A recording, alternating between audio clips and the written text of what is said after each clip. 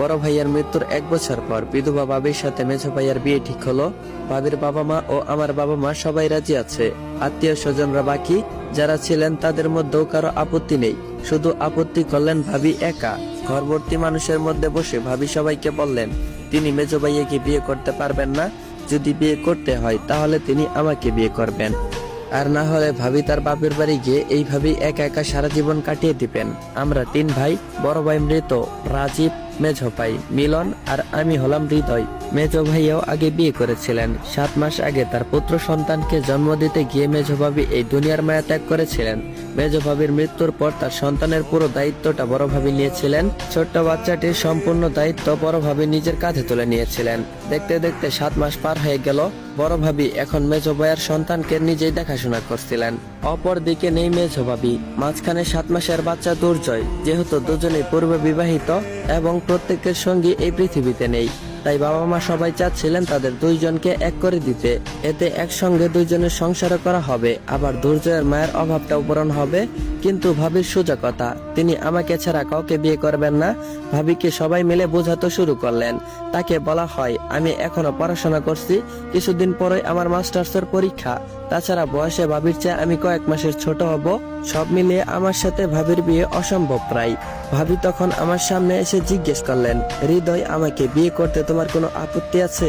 যদিও নতুন করে বিয়ে করে সংসার করার বিন্দু পরিমাণ ইচ্ছা আমার নেই। যেহেতু সবাই চাচ্ছেন তাই আমি তোমাকে বিয়ে করার ইচ্ছা জানালাম। যদি তুমি রাজি থাকো তাহলে সবার সামনে বলো, আর যদি রাজি না হও তাহলে সমস্যা নেই, আমি আমার বাপের বাড়ি চলে যাব। ভাবির কথার পরে সবাই আমার দিকে তাকায়। আমি কোন পক্ষে কথা বলবো কিছুই বুঝতে পারছি না। আমতা করতে করতে হঠাৎ মুখ ফসকে বলে ফেলেছিলাম বাবা মা রাজি হলে তোমাকে বিয়ে করতে আমার কোনো আপত্তি নেই। ব্যাস আর রক্ষা হয় না। ফুফু চিৎকার দিয়ে বলে ওঠে নির্লজ্জ পোলা, নিজের চেয়ে বয়সে বড় ভাবিরে বিয়ে করতে চাস? তোর কি বিধবা বিয়ে করানোর লাগিয়ে শহরের মধ্যে পড়াশোনা করানোর জন্য পাঠাইছি? ভাবি বললেন ফুফু, ওকে বকাঝকা কইরেন না, এটা নিয়ে আর বাড়াবাড়ি করারও দরকার নাই। আমি আর হৃদয় যেহেতু রাজি আছি, আপনারা যদি চান তাহলে বিয়ে দিয়ে দেন, আর না হলে যেভাবে আছে সবকিছু সেভাবেই থাকুক। তবে আমার খাওয়া দাওয়া নিয়ে কোনো সমস্যা হলে আমি সংসারের দায়িত্ব বুঝিয়ে দিয়ে আমি বাপের বাড়ি চলে যাব। ঘটনাটা এই পর্যন্তই রইল। মেঝো ভাই তো আমারে দেখলেই এমন ভাব করে যেন আমি তার চিরশত্রু। যেই বাড়িটা ছিল ভালোবাসায় ভরপুর, সেই বাড়িটাই এমন হয়ে গেল যে প্রয়োজন ছাড়া কেউ কারোর সাথে কথাই হচ্ছিল না। আমি থাকতাম খুলনার মেসে। বাড়ি থেকে এমন পরিস্থিতিতে যেদিন আমি খুলনায় চলে যাচ্ছি, সেই দিন ভাবি আমার কাছে এসে বলেছিল এই বাড়িতে মনে হয় বেশি দিন থাকতে পারবো না, যদি চলে যাই তাহলে রাগারাগি কইরো না। আমি বললাম কেন চলে যাবেন? ভাবি বললেন স্বেচ্ছায় যেটা পাওয়া গেল না সেটার জন্য জোরাজুরি হবার সম্ভাবনা আছে। যদি কখনো কলঙ্কের দাগ লাগে তাহলে সবাই ভুল বুঝলো, তুমি ভুল বুঝো না। ভাবি আমি তোমার কথার কোনো আগামাথা বুঝতে পারছি না, কি হয়েছে বলো তো একটু প্লিজ।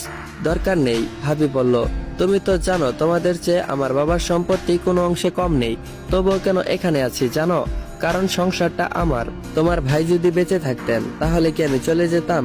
কিন্তু এখানে যা শুরু হয়েছে তার শেষ কিভাবে হবে আমি জানি। দুর্জয়ের জন্য খারাপ লাগে, আল্লাহ আছেন, তিনি হয়তো দেখবেন। ভাবি আর কিছু বললেন না। একবার যেটা বলবেন না বলে সিদ্ধান্ত নেন, আর সেটা তাকে দ্বিতীয়বার বলানো একদম অসম্ভব। একরাশ চিন্তা নিয়ে আমি খুলনায় গেলাম। এরপর বাড়ি ফিরলাম 8 দিন পর। দুপুরে খাবার খেয়ে মেসে নিজের বিছানায় শুয়েছিলাম। হঠাৎ ভাবির ফোন আসলো। কল রিসিভ করতেই ভাবি বলল এক্ষুনি বাসায় এসো। কেন কি কারণে কিছুই জানি না।